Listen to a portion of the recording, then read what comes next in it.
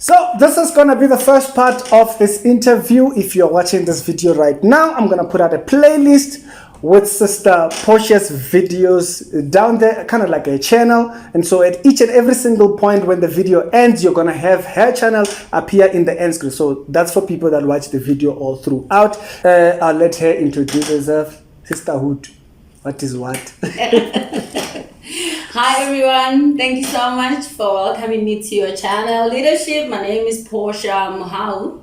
Basically have a channel that talks more about my spiritual journey. Okay, awesome. From darkness. So remember your camera is that one. Oh, okay. And so we got a 2-camera way here. So if you were to tell me who's Portia, what's your journey in less than 1 minute? But basically what I can tell you is from hell to earth. Okay. Then waiting for Jesus to be. It cannot be understood, but in simple terms, it's Paul, Apostle Paul, a Saul of Tarsus to Paul. Yeah. That's my journey. They did not stand for the truth, but stood in her own truth of darkness. Okay. Yes. When you say darkness, what does that sound like? What are we talking about here? We're not talking about switching off the lights and exposing a dark room. We're talking about anything that stood against good. Unredeemed, basically. Exactly. Like, okay, doomed. 100%. So you were a charlatan in short terms. More than a charlatan. But give me the extreme version of this journey. Like you were this, you became this, you became this, you became this, or you did this, and then we'll go back into the background, and then we'll go. Innocently, I went to become a sangoma. Okay. That's where it started. Okay. That's where the darkness started. Me being initiated to spirits that are dead. Okay. You see? Yeah. I married the dead spirit. Because even when I got graduation, like when we graduate, there's a ring that was put on me. They even told me, you marry your ancestor. Physically? Yes. Like it's a ring that physically, my family had to buy a ring that was hanging here. It's not that one, is it? No, it's not that one. It's not that one. It's not that one, guys. It's good. No, we're Gucci. No, we're good. It's not this one, but there's a ring that hangs. Then after graduation, you marry. The same thing applied when I was getting initiated in Ghana. You see, there were 2 rings, but this time they were in my thumbs. We come into Ghana just in a second, but these rings you just sparked my interest. Does this explain those sangomas that have thingy and it hangs on their face? Those things that they have, the seashells actually. Seashells that they have, they represent the Ndao spirits, the spirit of the water, the marine spirits. Okay. You understand? So that is to represent anything from the rivers, and the ring is for you to marry. It's not everybody, we're going to come back to the shells. It's not everybody that gets the ring. No. Everyone that goes through initiation of the Ndawes, the Ndawe spirit, the spirit of the water, the water spirit, the marine water spirit, if I'm to put that way, has those shells. Those shells simply represent the spirit from the water. If you see them with that particular person is also being initiated into that spirit. That person that spirit is being drawn. Okay, is it progressive? Because it sounds like it becomes progressive after a person comes in. So you are in Dawo, but then you get into bigger spirits. Yes. Okay. Something that they can never accept, but that's how it works. Or something that you would naturally not accept. Yes. Okay. Because we're trying to make it look nice. So the Makosis, mostly from KZN, and some few from Eastern Cape. Okay. They don't twasa to get initiated the Ndao spirit. Not unless someone did the Makosi and then they have to go to a Gobela, a Sangoma, that is trained in the Ndaos to train them. Oh, so there are certain sangomas that can train people to be Ndao. Not everybody can train Ndao spirit. Yes, not everybody. Mostly in KZN are Makosis. You see? Yeah, they do the Nguni spirit, the standing spirit, the war spirit. Okay, so the Nguni spirit, what's that? The Nguni spirit is the one. Don't worry, guys. Don't worry, I'll keep track of it. The Never. Don't worry. Manguni I'll spirit go back is and the ask. spirit that you see. Sangomas always have a bow and arrow. Did you Okay, notice? yeah. Yes, the bow and arrow is the weapons used by the spirit of Manguni. Manguni are the war battlers, like what do you call them? Warriors. Warriors. Okay. That is the perfect word. Those are warriors. So the Nguni spirits are warriors. That's why they have bows and arrows. The Ndao spirits, the different thing altogether. But when you try to understand who they are, they tell you these are foreign spirits. Okay. You see, these are spirits these are ancestors that were crossing paths in our countries. To and fro, yeah. They basically don't belong here, but they possess us. Okay, so if we go back to the Ndao, you described the Nguni. What's going on with the Ndao? What is their trace? This ones we know they are war, and so we can expect people from these ones to have war, witchcraft, whatnot. What about Ndao? Or does the Ndaos also do? You'll find someone, they say you don't have babies because your spirits are fighting you. They sit on your womanhood, they sit on your abdomen, they sit on your manhood. Okay. They are, for me, those are wicked spirits, because those are spirits that you take in and you are sworn to secrecy. Okay. You have to go to under the river with drums. There will be beating drums. You have to enter. Then after that, you are given a certain mark on your tongue, and you are sworn to secrecy. Do not tell people of what's happening. That's how it happens. Okay. So, which one were you? Both. You see, You were both war and water. I drank the blood of the goat.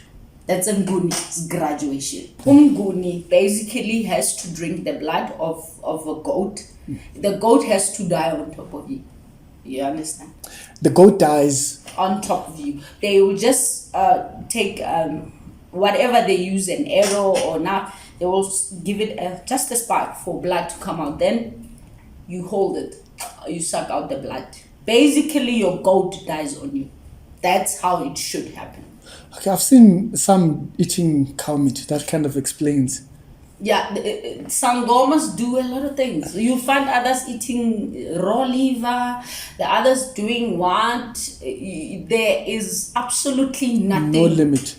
Yes, they can do anything. And how do they reconcile that? I wonder, how do you reconcile that to be your ancestors? That's the question I have been asking, to say, are you sure these are your ancestors? But anyways, before we go there, that's not the subject of today. So we've talked about the Ngunis, talked about thingy. Now you spoke about covenant. You said these were the covenants of thingy. How many covenants did you? I was in a lot of covenants. I made a covenant. Okay, there is a primary covenant that I made. By the way, she has all this in detail. Here we are summarizing. Yeah. Okay. On her channel, she does her own videos on the subject. I'll keep making references to. Give a highlight of some of these contracts that you think people should just kind of pick up on, whichever ones you're free to speak of. You mean the covenants, right? Yes. Okay. That is the primary covenant. Okay. If you get what I mean. The primary covenant that, like you were saying, from there you grow. Okay. Growing, it will send you to different spirits and different covenants that I ended up in. Yeah?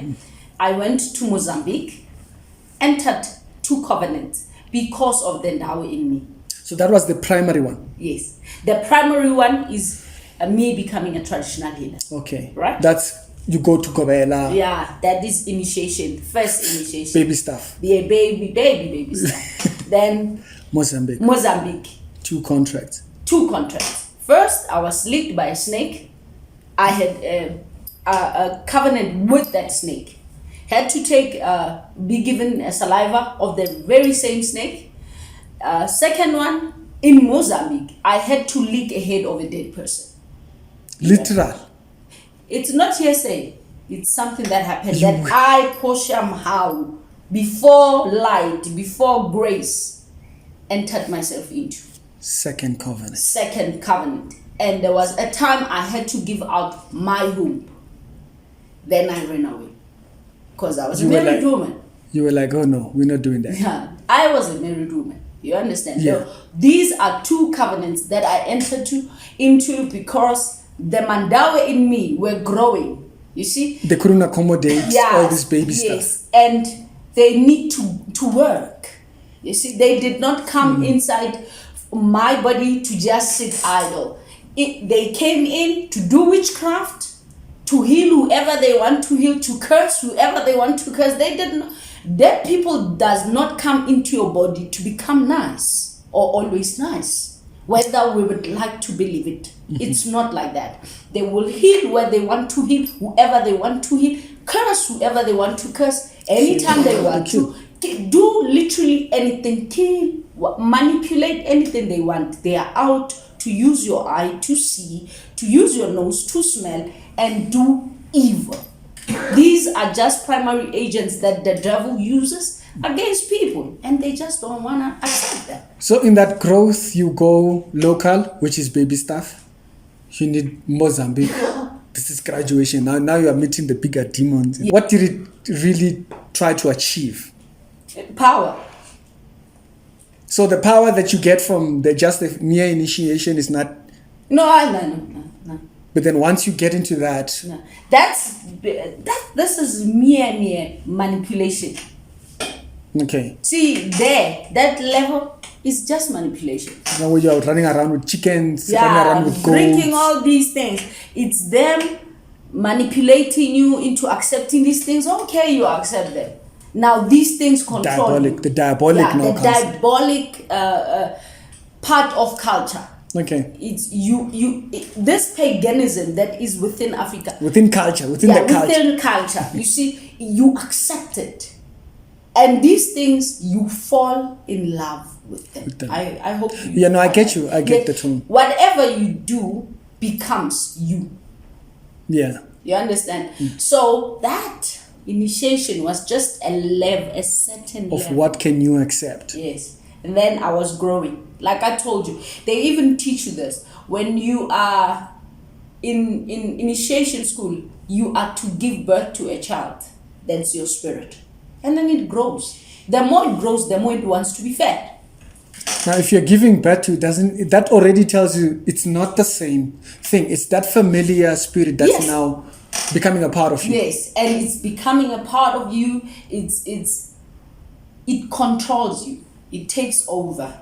And then, but you're allowing it. You give it your way. Yes, you married it.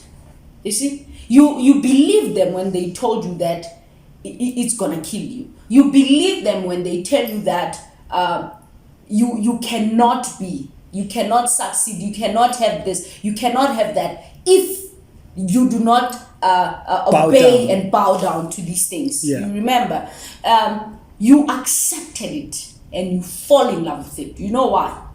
They say they are your ancestors. Without proof or anything. Mind you, you know manipulation comes easy in life. When they say ancestors, you are thinking of anybody you loved that's dead. When somebody says my ancestors are troubling me, they're going to kill me, they're going to do this, they're talking about family. There are people I love that I lost. So you're right. Automatically, you're right.